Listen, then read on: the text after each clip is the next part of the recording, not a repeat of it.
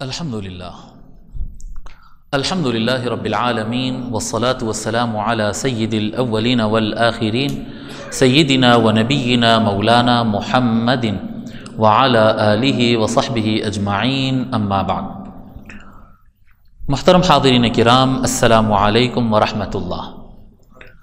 اللہ تبارک و تعالیٰ کا فضل و احسان ہے کہ آج ہم ہمارے دور تعلق بالرسول صلی اللہ علیہ وآلہ وسلم کے دوسرے اجلاس میں حاضر ہیں۔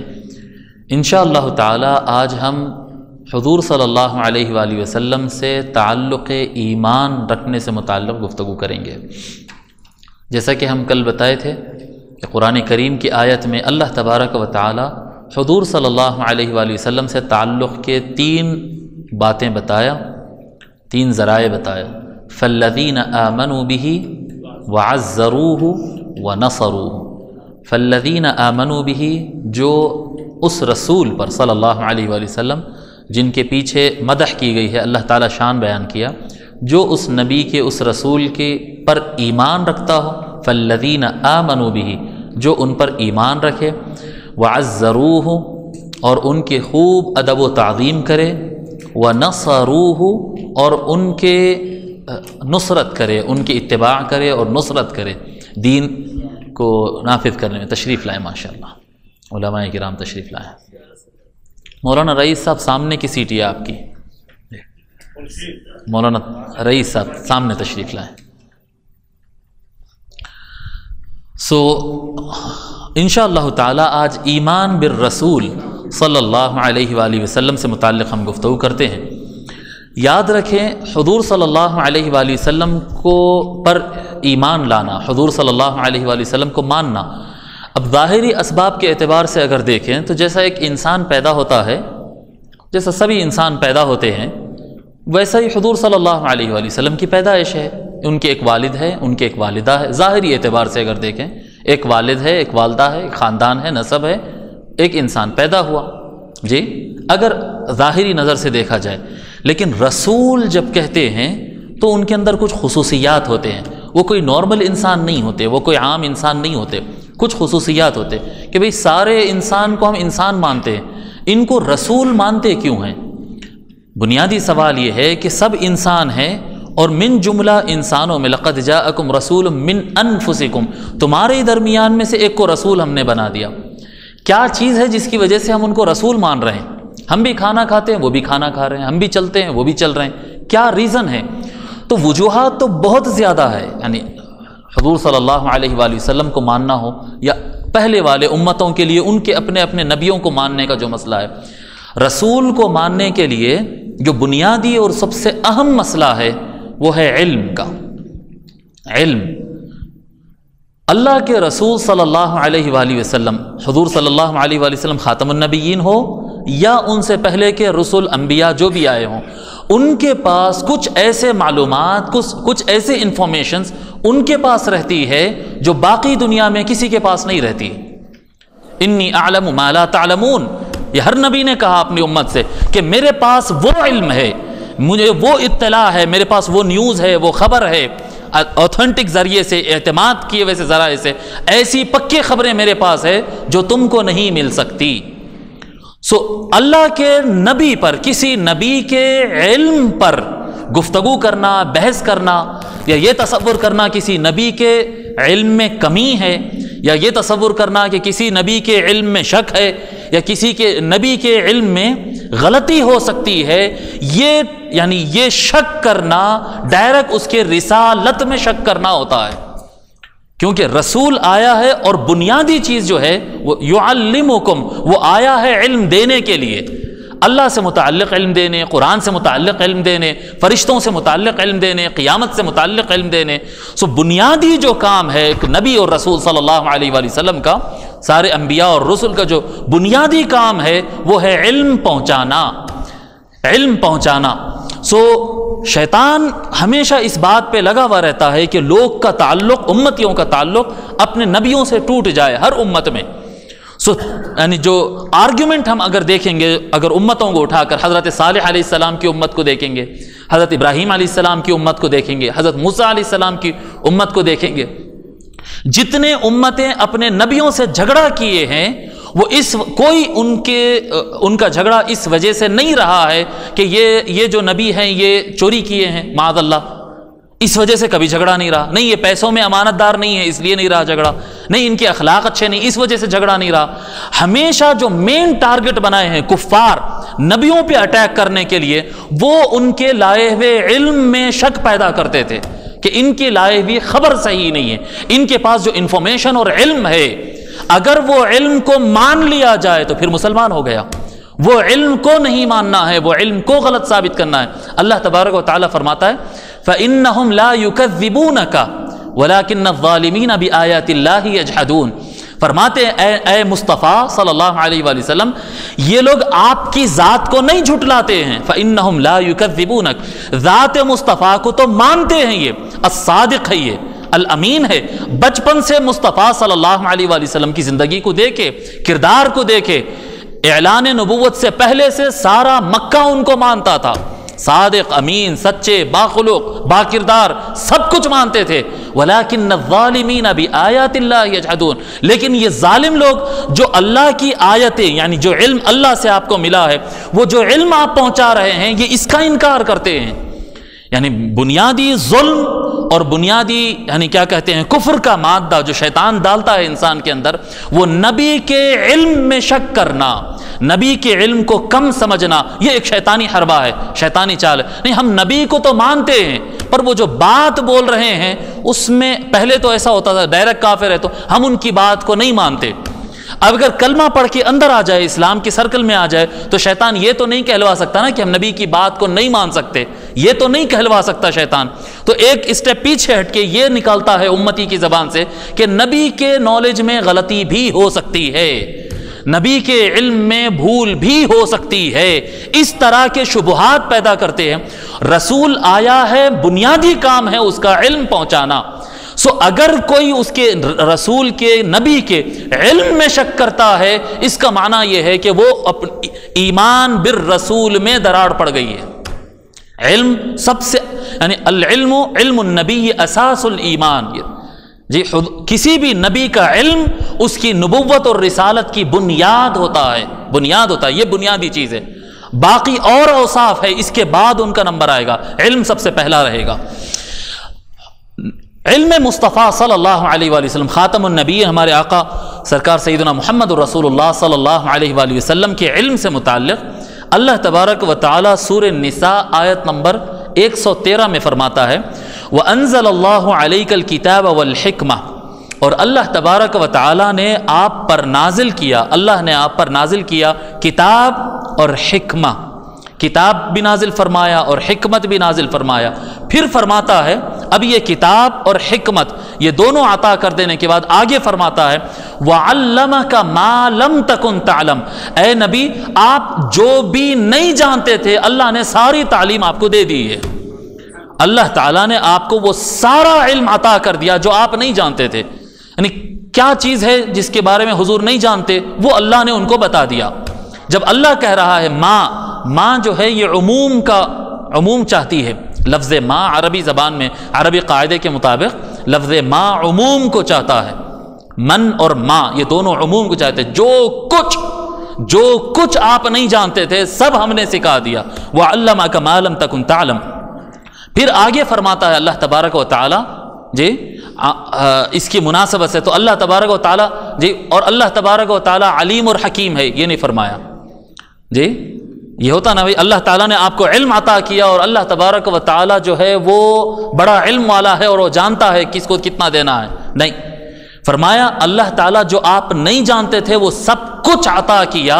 اس کے آگے فرماتا ہے وَكَانَ فَضْلُ اللَّهِ عَلَيْكَ عَظِيمًا، اور اللہ کا فضل آپ کے اوپر جب ہوتا ہے تو بہت ہی شاندار ہوتا ہے جی۔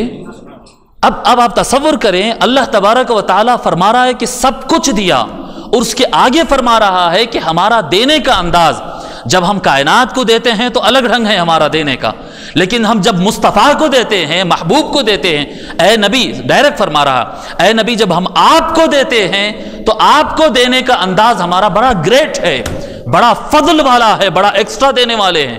فضل خود کہتے ہیں ایکسٹرا جی، فضل کا معنی کیا ہوتا ہے؟ فاضل کس کو کہتے ہیں جی؟ فاضل پیسہ پڑا ہوا ہے ان کے پاس، مطلب جتنی ضرورت ہے اس سے ایکسٹرا پڑا ہوا ہے، فاضل کہتے ہیں ایکسٹرا کو۔ فضل جتنی ضرورت ہے اس سے زیادہ دینا۔ اللہ تبارک و تعالیٰ فرما رہا ہے کہ وَكَانَ فَضْلُ اللَّهِ عَلَيْكَ عَظِيمًا۔ ایک تو ہے کہ آپ کو وہ علم عطا فرمایا جو آپ باقی امت کو پہنچانا ہے جی۔ کوئی یہ تصور کرتا ہے کہ حضور صلی اللہ علیہ وسلم کے پاس علم شریعت تھی، باقی دوسرے علوم نہیں تھے، بھئی حضور آئے شریعت پہنچانے کے لیے، تو حضور کے پاس اسلام کا علم ہے، پر کیا کہتے ہیں بلوتو پہ کیا ہو رہا ہے، مریخ پر مرکیوری پر کیا ہو رہا ہے، اور گلیکسی میں کیا ہو رہا ہے، آسمانوں کے اوپر کیا ہو رہا ہے، اس سے نبی کو کیا کرنا ہے؟ یہ تو ایکسٹرا علم ہے، یہ نبی کا کام نہیں ہے۔ سائنس میں کیا ہے، ٹیکنالوجی میں کیا ہے، اس سے نبی کا کام نہیں ہے۔ نہیں، اللہ تبارک و تعالیٰ پہلے فرمایا کہ ہم آپ جو کچھ نہیں جانتے تھے وہ سارا کچھ عطا کر دیے۔ جو کچھ کے اندر ہر قسم کا علم آ گیا، کوئی ایک علم بھی حضور صلی اللہ علیہ وآلہ وسلم نہیں جانتے تھے، یہ کہنے کے لیے قرآن سے دلیل لانا پڑے گا، کیونکہ اللہ تبارک و تعالیٰ تو بڑا سرکل کھینچ دیا، فرمایا سارا علم جو کچھ نہیں جانتے تھے ہم سب عطا کر دیے، اور اس کے بعد کسی کو شک نہ ہو، اس لیے فرمایا کہ کوئی سوچے نہ بھئی اللہ تعالیٰ وہ علم دے گا کیوں، فرمایا وَكَانَ فَضْلُ اللَّهِ عَلَيْكَ عَظِيمًا۔ اے محبوب، جو علم انسانوں کو دینا ہے سو دینا ہے، جو علم جنات کو دینا ہے سو دینا ہے، جو علم کسی اور ملائک اور آپ کی ذمہ داری میں جو بھی کائنات ہو ان کو دینا ہے سو دینا ہے، اس کے علاوہ بھی ایکسٹرا، فضل کا لفظ ہے، فضل کا معنی ہے ایکسٹرا، اس کے علاوہ بھی اللہ تبارک و تعالیٰ نے خوب بڑھ کر آپ کو علم عطا کر دیا، کوئی ایک شعبے کا علم بھی باقی نہیں رکھا۔ اب یہ آیت کریمہ پڑھنے سے اس میں 3 پوائنٹ ہم کو بڑی بنیادی سمجھ میں آتی ہے۔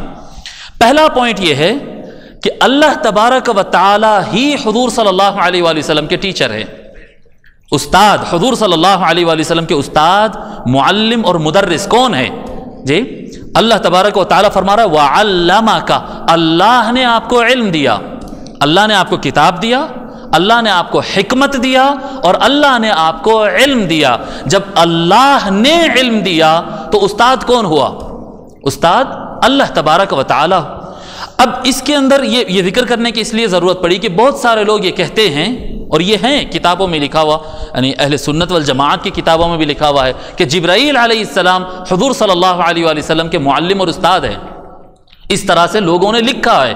لیکن یہ بات اگر ہم جبرائیل علیہ السلام کو حضور کا استاد یا حضور کا معلم مان لیں تو یہ بات اس آیت سے ٹکرا جائے گی، یعنی جس کو اللہ نے علم دیا اس کو کسی اور کے پاس بھی پڑھنے کی ضرورت باقی تھی؟ جب اللہ تعالیٰ فرما رہا ہے کہ میں پڑھا رہا ہوں اپنے محبوب کو، پھر اس کے بعد اب جبرائیل کی بھی ضرورت باقی رہ گئی تھی۔ پھر کبھی ایسا تو نہیں ہے کہ وحی جو ہیں صرف جبرائیل علیہ السلام لاتے تھے، ایسا تو نہیں ہے، کبھی جبرائیل علیہ السلام لاتے تھے زیادہ تر، اور کبھی کبھی میکائیل علیہ السلام بھی لاتے تھے۔ یہ بھی نام ہے احادیث شریفہ میں کہ اس مرتبہ وحی میکائیل نے لے کر آیا جی۔ یہ تو پھر میکائیل علیہ السلام بھی کیا کہتے ہیں اللہ کے، کیونکہ وحی لائے نا، جو وحی لے کر آئے بیچ میں اللہ تعالیٰ سے لے کر، جو نبی صلی اللہ علیہ وآلہ وسلم کے پاس وحی لے کر آئے، اگر ان کو ہی معلم کہنا ہے تو صرف جبرائیل کو مت کہو، میکائیل کو بھی کہو، پھر اس سے آگے بھی جانا پڑتا۔ حضور صلی اللہ علیہ وآلہ وسلم ارشاد فرماتے احیانا یأتینی کسلسلۃ الجرس، بخاری شریف میں فرماتے اللہ تبارک و تعالیٰ کے پاس سے وحی مجھے کبھی کبھی ایسا آتا ہے جیسا کہ ایک چین، لوہے کی میٹل کی چین ہوتی ہے نا، چین کے جب ہلتی ہے تو کیسا جھن جھن آواز آتی ہے، جھن جھن اس طرح سے آواز آتی ہے، اور اللہ کا قرآن میرے دل میں آ جاتا ہے۔ اب کون معلم ہے بھائی؟ اب کون معلم ہے؟ اب تو نہ جبرائیل ہے، اب نہ میکائیل ہے، اب تو سلسلۃ الجرس ہے۔ پھر اس سے آگے بڑھے، اللہ تبارک و تعالی، حضور صلی اللہ علیہ وآلہ وسلم فرماتے ہیں کہ اللہ تبارک و تعالی مجھے کئی مرتبہ وحی خواب میں دیتا ہے۔ اب کون معلم ہے بھائی جی؟ تو یہ وحی کو لانا یہ معلم نہیں بناتے ہیں، یہ پہنچانے کی ذمہ داری ہے، یہ پہنچانے کی ذمہ داری ہے، سمجھانے کی ذمہ داری نہیں ہے۔ یعنی قرآنی آیات، حضور جبرائیل علیہ السلام کا کام ایسا تھا، اللہ کے اور نبی کے درمیان، آقا صلی اللہ علیہ وآلہ وسلم اور اللہ تبارک و تعالیٰ کے درمیان جبرائیل علیہ السلام کی ذمہ داری اس طرح کی تھی جیسا ایک پبلشر ہوتا نا، سلیبس تیار ہے، ٹیچر کی طرف سے سلیبس تیار ہے، ڈیسائیڈ کر دیا گیا، اس کو پرنٹ کرا کے اسٹوڈنٹ کے ہاتھ میں پہنچانا ہے، تو کیا پبلشر کو استاد اور معلم کہا جائے گا؟ نہیں، ان کا کام ہے کتاب پہنچانا۔ لکھا تھا استاد، سمجھائے گا استاد، ان کا کام ہے لٹریچر اٹھا کے پہنچانا۔ سو نبی صلی اللہ علیہ وسلم کے لیے جبرائیل علیہ السلام ایک خدمت گزار تھے جو کتاب کو پہنچا رہے تھے۔ معلم اللہ ہے، علم وہی دے گا۔ بات کلیئر ہے، یہاں پر بات کلیئر ہے کہ حضور صلی اللہ علیہ وآلہ وسلم کے معلم صرف اللہ تبارک و تعالی ہے۔ پھر اس کے بعد اس آیت کریمہ میں بات نمبر 2 جو سمجھ میں آتی، پہلی بات سمجھ میں آ گئی کہ حضور صلی اللہ علیہ وسلم کے معلم اللہ ہے۔ بات نمبر 2 یہ ہوئی کہ حضور صلی اللہ علیہ وآلہ وسلم کا جو علم ہے وہ بہت زیادہ ہے، بہت زیادہ ہے۔ اب یہ علم کو ٹوٹل علم کہا جائے یا پارٹ آف علم کہا جائے، یعنی پارٹ ضروری نہیں ہوتا نا، چھوٹا پارٹ ہو، بڑا پارٹ بھی ہو سکتا۔ 100 میں سے 100 میں سے اگر 99 بھی نکال لیں، 99 کہیں 99، تو 99 بھی تو پارٹ ہے نا، بگ پارٹ ہے، بٹ پارٹ تو ہے، ٹوٹل تو نہیں ہے۔ تو حضور صلی اللہ علیہ وسلم کا علم بہت زیادہ ہے، یہ تو ثابت ہو گیا۔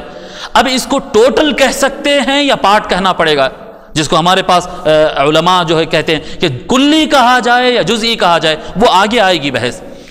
یہ تو بات مسلم ہے کہ بہت زیادہ ہے، اور اتنا زیادہ ہے کہ کسی کے پاس اتنا زیادہ نہیں ہے، کیونکہ اللہ تبارک و تعالیٰ یہ لفظ کسی کے ساتھ نہیں استعمال کیا کہ میں علم دے رہا ہوں اور بہت دے رہا ہوں۔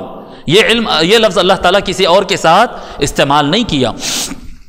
نمبر 3 اس آیت کریمہ میں جو بات سمجھ میں آئی، نمبر 3، حضور صلی اللہ علیہ وآلہ وسلم کے علم کا، حضور صلی اللہ علیہ وآلہ وسلم کے علم کو جبھی بھی یاد کیا جائے، جبھی بھی بیان کیا جائے تو پازیٹیو اور تعظیم کے ساتھ ہی بیان کیا جائے۔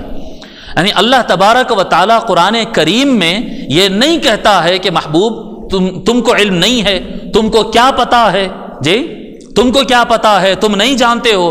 اللہ تبارک و تعالیٰ کا قرآن کریم میں حضور صلی اللہ علیہ وآلہ وسلم کے علم کو ذکر کرنے کا یہ انداز نہیں ہے۔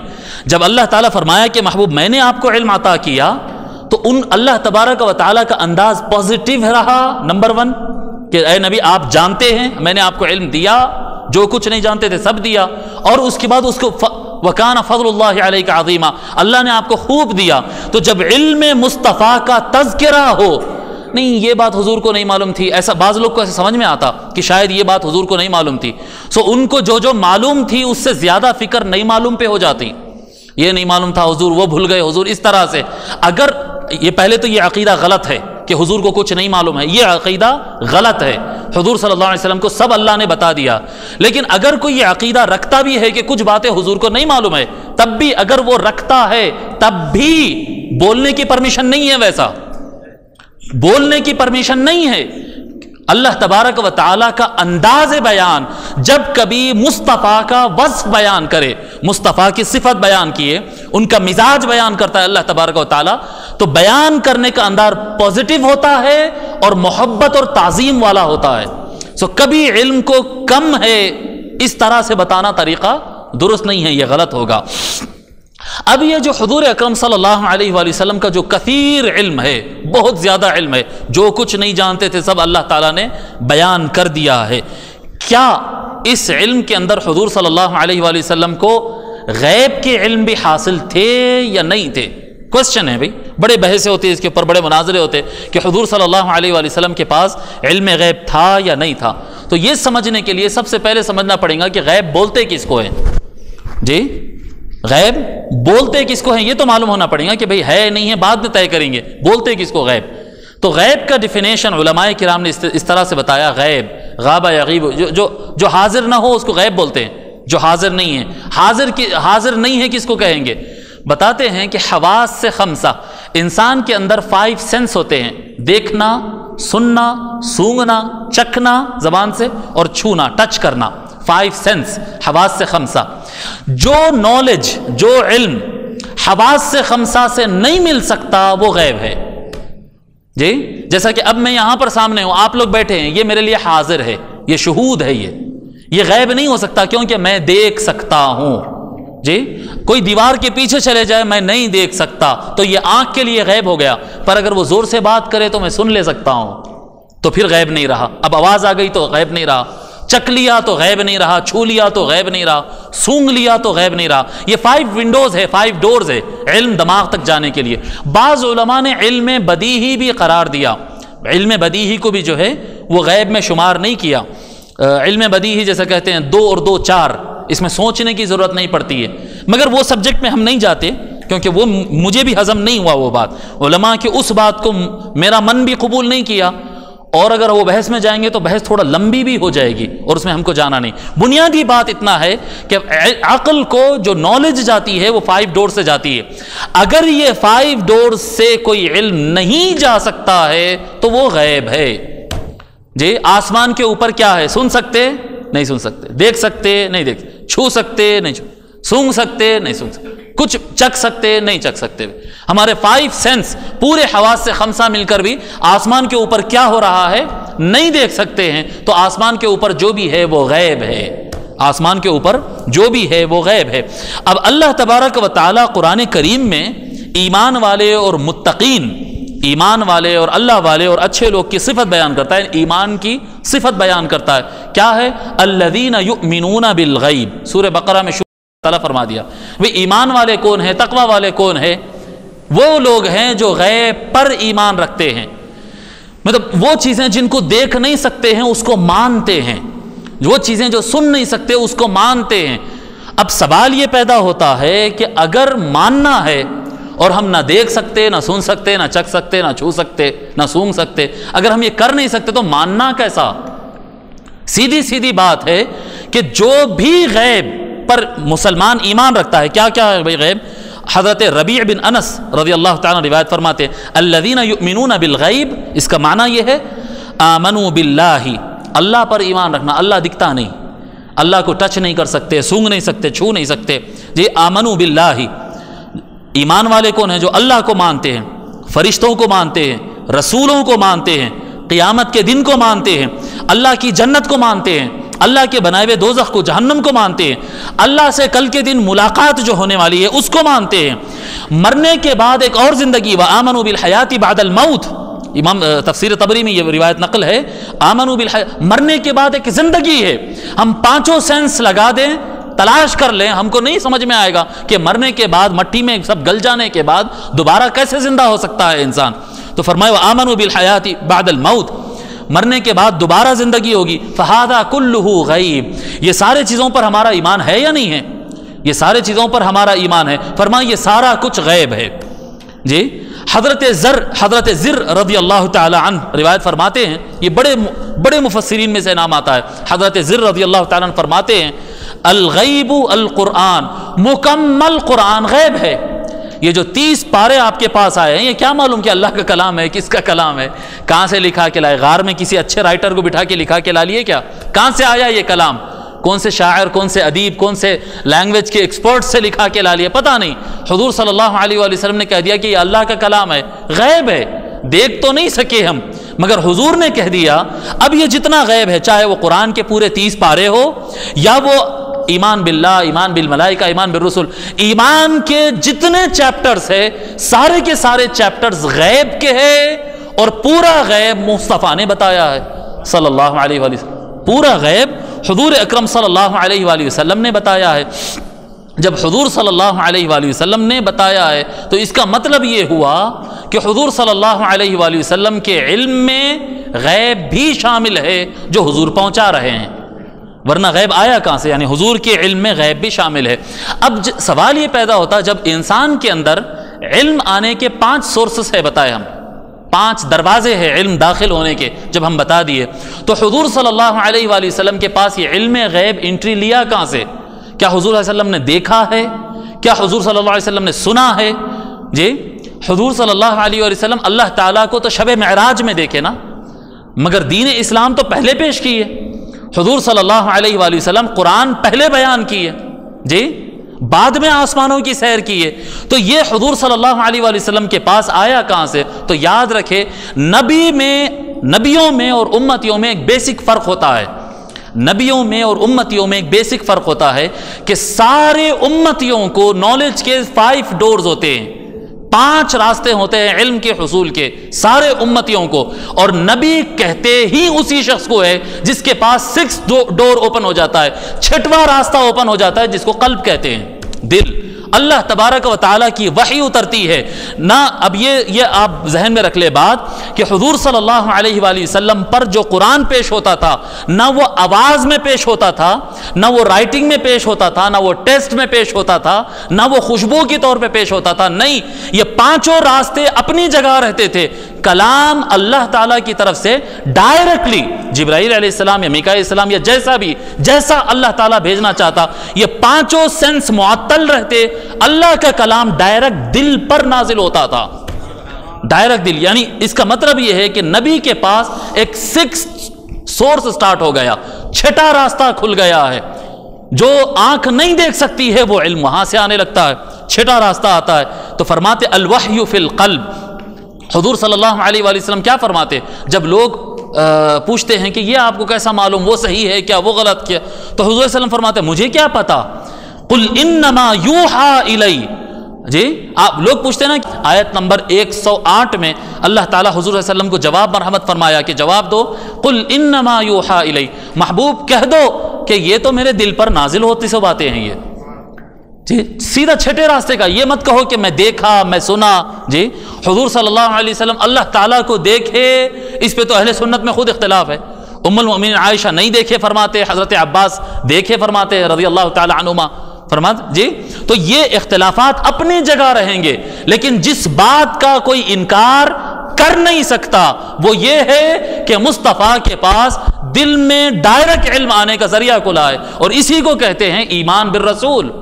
جی رسول پر ایمان لانا کہ اللہ تبارک و تعالیٰ کے پاس سے ان کو اسپیشل علم ان کے دل میں نازل ہوتا ہے، یہ ماننا ایمان بالرسالت ہے۔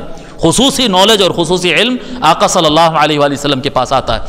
اب جب کہ یہ بات کلیئر ہو گئی کہ فرشتوں پر ایمان لانا، اللہ پر ایمان لانا، رسولوں پر، کتابوں پر، آخرت پر ایمان لانا، یہ سب علم غیب میں سے، تو ساتھ ساتھ میں آپ کو یہ بات بتا دوں، اہل سنت والجماعت، جی وہابی، شیعہ، بریلوی، دیوبندی، اہل حدیث، کھوجا اور بوہرا اور زیدیہ اور اب آپ آگے چلے جائیں، کتنے بھی آپ سیکشنز کر لیں، نظامی، اشرفی، چشتی، قادری، اسلام مسلمانوں کے کوئی بھی گروپ میں کوئی ایک بھی آدمی ایسا نہیں ہوگا جو کوئی ایک بھی عالم ایسا نہیں ہوگا جو حضور صلی اللہ علیہ وسلم کی علم غیب کو نہیں مانتا۔ سب کے پاس یہ بات مسلم ہے، یہ بات لکھ لیں آپ، میں آپ کو پکی بات بتا رہا ہوں، سب کے پاس یہ بات مسلم ہے کہ نبی کے پاس غیب کا علم رہتا ہے، سب کے پاس مسلم ہے یہ بات۔ پھر اختلافات کس بات کے بھائی؟ جب یہ بات آپ کہہ رہے ہیں کہ سب کے پاس مسلم ہے، بھائی اگر کوئی یہ کہے کہ بھائی نبی کے پاس علم غیب نہیں ہے تو پھر فرشتوں پہ ایمان لایا کہاں سے؟ بتایا کون؟ بتایا آقا نے۔ تو مانتے علم غیب سبھی ہے، سبھی مانتے ہیں، اختلاف یہ ہے کہ اس کو علم غیب بول سکتے یا نہیں بول سکتے، یہ اختلاف ہے، اختلاف لفظی ہے، بنیادی طور پر اختلاف لفظی ہے کہ کیا حضور کے پاس جو علم ہے اس کو غیب کا لفظ دیا جائے یا نہیں دیا جائے۔ جی اب ہمارے پاس عموم اہل السنہ والجماعہ کے پاس ضابطہ یہ ہے کہ جو اللہ تبارک و تعالیٰ کی طرف سے حضور صلی اللہ علیہ وآلہ وسلم کو بذریعہ وحی ان کے قلب میں جو علم ڈالا گیا وہ سارا علم غیب ہے ہمارے حساب سے۔ جو حضور صلی اللہ علیہ وآلہ وسلم کو اللہ تبارک و تعالیٰ، یعنی جو علم آنکھ سے ملے وہ شہود ہے، جو کان سے ملے وہ شہود ہے، جو ڈائریکٹ دل میں آئے وہ غیب ہے اللہ، کیونکہ 5 سورسز سے غیب کی تعریف کیا بتائے ہم؟ حواس سے 5 سے نہ ملے، حواس سے 5 سینس سے جو ہٹ کر ہو وہ علم غیب ہے، برابر ہے۔ اب دوسرے حضرات ان کی دلیل یہ ہے کہ علم غیب کہیں گے اسے جو یعنی بغیر اللہ کے، بغیر کسی کے، خود سے معلوم کر لے، 5 سینس سے بھی نہ ہو اور خود سے معلوم کر لے، اسے علم غیب کہتے ہیں، اور یہ تعریف غلط ہے، یہ ڈیفینیشن غلط ہے، یہ ڈیفینیشن غلط ہے، کیونکہ اللہ کے علاوہ اللہ کو چھوڑ کر کسی کو علم ملے یہ تو تصور ہی نہیں ہے، اسی کو تو کفر کہتے ہیں ہمارے پاس، یہ سیدھا کافر ہو جاتا ہے آدمی، تو اس کا تو سوچ ہی نہیں ہے، سوال ہی نہیں پیدا ہوتا ہے۔ بہرحال یہ تصور ان کا ہے، ایسا لوگ کا تصور ہے کہ نبی صلی اللہ علیہ وآلہ وسلم کے علم کو غیب نہ کہا جائے۔ اب ہم یہ طے کرتے ہیں، ہمارے کو یہ بات سمجھ میں آتی ہے کہ غیب نہ کہا جائے۔ اب دیکھیے یہ بعض ابھی عربستان جو مڈل ایسٹ ہے نا، سعودیہ، قطر وغیرہ، یہ ممالک جہاں پر شدت کے ساتھ حضور صلی اللہ علیہ وسلم کے علم غیب کا انکار کیا جاتا ہے، بلکہ حضور صلی اللہ علیہ وسلم کے علم کو کم بتانے کی کوشش بھی کی جاتی ہے، جو وہاں سے چھپنے والی کچھ دن پہلے میرے پاس ایک تازہ کتاب آئی 4 والیومز میں، اتنی ضخیم 4 جلدیں ہیں، یعنی ہزاروں صفحات پر مشتمل کتاب ہے، اور وہ کتاب کا نام کیا ہے معلوم؟ حیرت ہوں گی، گورنمنٹ نے چھاپا ہے، کوئی اور نہیں، کٹر وہابی گورنمنٹ نے ایک کتاب چھاپی ہے۔ میں وہابی تحقیر کے طور پر نہیں کہہ رہا ہوں، ایک مکتب فکر ہے، سلفیہ، وہابیہ، اہل حدیث جو نہیں مانتے علم غیب کو، انہوں نے کتاب چھاپی ہے، وہ کتاب کا نام ہے نبوءات الرسول۔ نبأ وہ کہتے ہیں جو غیب کی خبر ہو، اسی سے نبی کہتے ہیں، نبی کہتے ہیں اس ذات کو جس کے پاس غیب کی خبریں آ جائے، برابر ہے نا؟ نبأ وہ خبر جو ہمارے ہاتھ پیر سے نہیں حاصل ہو سکتی، 5 سینس سے نہیں حاصل ہو، جس کے پاس وہ نبأ آ جائے وہ نبی ہو گیا، غیب کی خبر دینے والا۔ جی یہ غیب کی خبر دینے والا، یہ ترجمے پہ ان کو آبجیکشن ہے، لیکن کتاب انہوں نے چھاپا، اس کا نام رکھا ہے نبوءات الرسول، رسول کے غیب کی باتیں بتائی بھی۔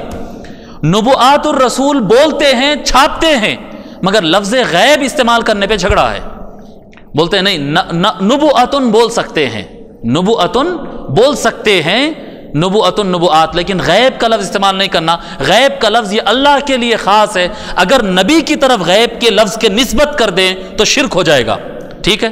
تو اس کا فیصلہ ہم کوئی جماعت اور مدرسہ اور کوئی دارالعلوم اور سٹیز کے درمیان جھگڑا کرانے کے بجائے اس کا فیصلہ ہم قرآن سے لے لیتے ہیں، اللہ تعالیٰ سے پوچھتے ہیں کہ اے اللہ، کیا نبی کے پاس نبی ہوتا ہی جب اس کے پاس علم غیب آ جائے؟ یہ تو سبھی مان لیے جی، سارے فرقے یہ بات مان لیے، سنی اور غیر سنی سبھی مان لیے کہ نبی کے پاس غیب کا علم ہوتا ہے، لیکن لفظ غیب، یہ ٹائٹل، یہ ورڈ، یہ لفظ نبی کے علم کے ساتھ استعمال کر سکتے ہیں یا نہیں کر سکتے ہیں؟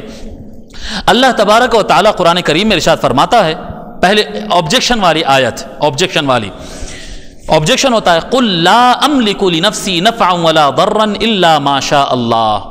جی اللہ تبارک و تعالیٰ فرماتا ہے کہ اے محبوب کہہ دو، اے محبوب کہہ دو، لا املک لنفسی نفعا ولا ضرا الا ما شاء اللہ، فرماتے ہیں کہہ دو کہ میں مالک نہیں ہوں اپنے آپ کے لیے کوئی نفع اور نقصان کا، میں مالک نہیں ہوں، لا املک لنفسی نفعا ولا ضرا الا ما شاء اللہ، مگر جو اللہ اختیار دے دے۔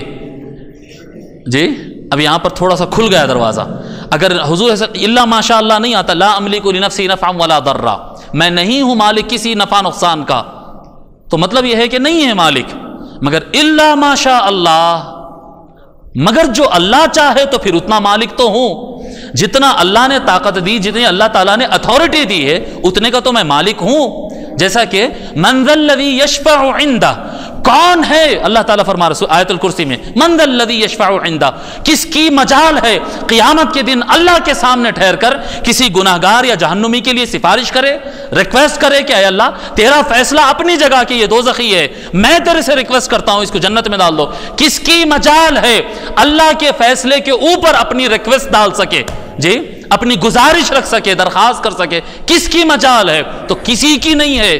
من ذا الذی یشفع عندہ الا باذنہ، ہاں جس کو اللہ پرمیشن دے دیا تو پھر اس کی ہے۔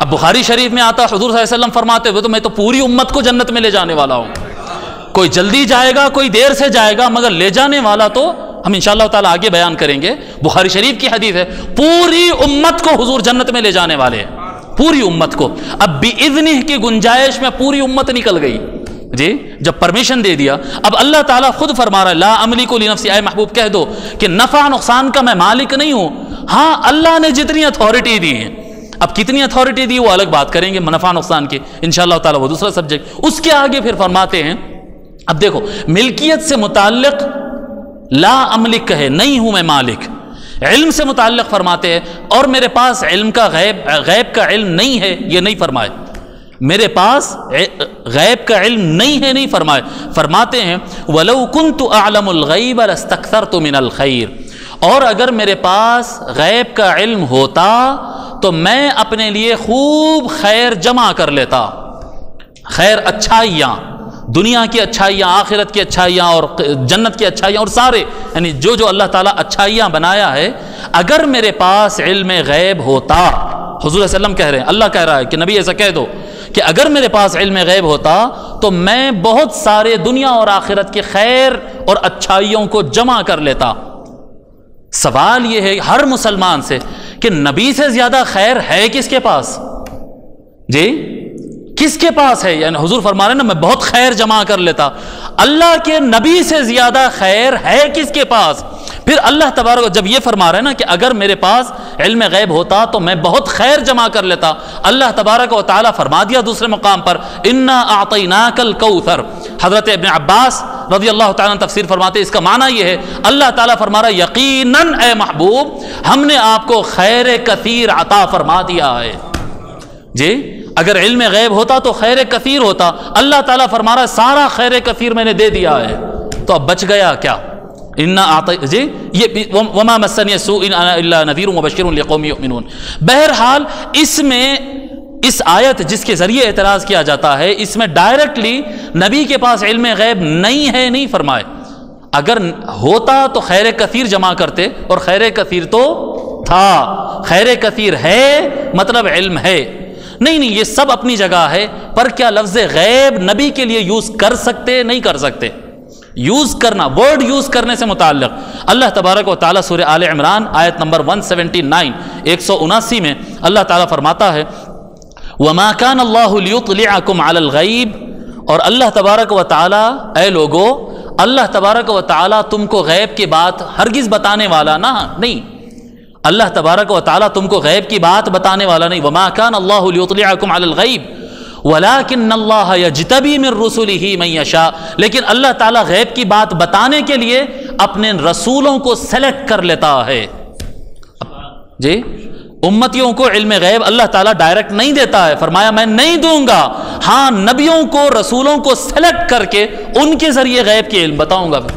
تو اللہ تبارک و تعالیٰ جو رسولوں کو دے رہا ہے اسپیشل علم، خود اللہ تعالیٰ فرما رہا ہے کہ میں رسولوں کو غیب کا علم دے رہا ہوں۔ جب اللہ تعالیٰ کہہ رہا ہے ہم نے رسول کو غیب کا علم دیا تو اس کے بعد غیب کا ورڈ یوز کر سکتے نہیں کر سکتے کا سوال کہہ رہا، جب اللہ خود کہہ رہا ہے اللہ نے رسولوں کے علم کے لیے۔ اب دیکھیے آگے سورہ جن میں فرماتے عالم الغیب فلا یظہر علی غیبہ احدا، اللہ عالم الغیب ہے، سارا غیب کا عالم اللہ ہے، وہ اپنے علم غیب کسی پر ظاہر نہیں کرتا، فلا یظہر علی غیبہ احدا، کسی پر ظاہر نہیں کرتا، الا من ارتضی من رسول، ہاں جس رسول کو چاہا اس پر ظاہر کرتا ہے، اس کے ذریعے آگے بھیجتا ہے، الا من ارتضی من رسول۔ تو اللہ تبارک و تعالی یہاں پر ڈائریکٹ لفظ غیب یوز کر رہا ہے کہ غیب میں رسولوں سے بھیجتا ہوں، غیب رسولوں سے بھیجتا ہوں۔ آخری آیت پھر جب رسولوں سے بھیجتا ہوں تو رسول غیب پہنچانے میں کیسا نہیں رسول کے لفظ کے ساتھ غیب نہیں بولنا، اللہ غیب دیا لیکن انہوں جو پہنچا رہے ہیں اس کو علم بولو، نبوءہ بولو، غیب مت بولو۔ اللہ تعالیٰ فرماتا ہے سورہ تکویر آیت نمبر 24 میں وما هو علی الغیب بضنین، اور ہم جو رسول کو بھیجے ہیں محمد الرسول اللہ صلی اللہ علیہ وآلہ وسلم، ہم نے جس رسول کو بھیجے ہیں وہ تم کو غیب بتانے میں کنجوسی نہیں کرتے ہیں۔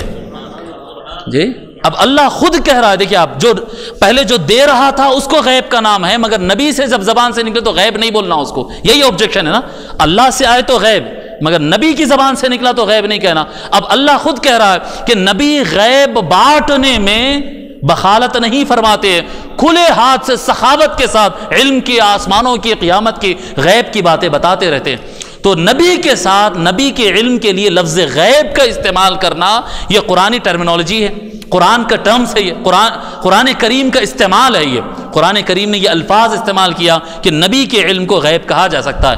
ہاں اس میں علماء اہل سنت نے ایک احتیاطی لفظ فرمایا ہے، احتیاطی لفظ فرمایا ہے کیونکہ اللہ تعالیٰ نے خود کے لیے عالم الغیب کا لفظ استعمال کیا ہے، اس لیے ایز اٹ از یہ لفظ نبی کے ساتھ نہ استعمال کیا جائے، عالم الغیب، نبی عالم الغیب ہے نہ کہا جائے، بلکہ احتیاط برتا جائے۔ جیسا کیا فرمائے اللہ تبارک و تعالی رحیم ہے، اس کا نام کیا ہے الرحیم، الرؤوف، الرحیم الف لام کے ساتھ ہوتا، جب نبی کے لیے فرمایا تو فرمایا بالمؤمنین رؤوف رحیم، الف لام کے بغیر فرمایا، الف لام کے بغیر فرمایا کہ میرا نبی ایمان والوں کے ساتھ رحیم ہے، الرحیم نہیں ہے۔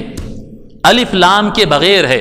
تو اسی طرح سے احتیاط کا تقاضا یہ رہتا، اگر عالم الغیب کہیں تب بھی وہ غلط نہیں ہوگا، لیکن احتیاط کا تقاضا بہتر یہ ہے کہ عالم الغیب نہ کہا جائے نبی کو، بلکہ عالم غیب کہا جائے بغیر الف لام. الغیب پہ سے الف لام کو ہٹا دیا جائے، عالم غیب، کیونکہ الغیب استغراق کو چاہتا ہے، پھر وہ ایک نیا مسئلہ بن جاتا ہے.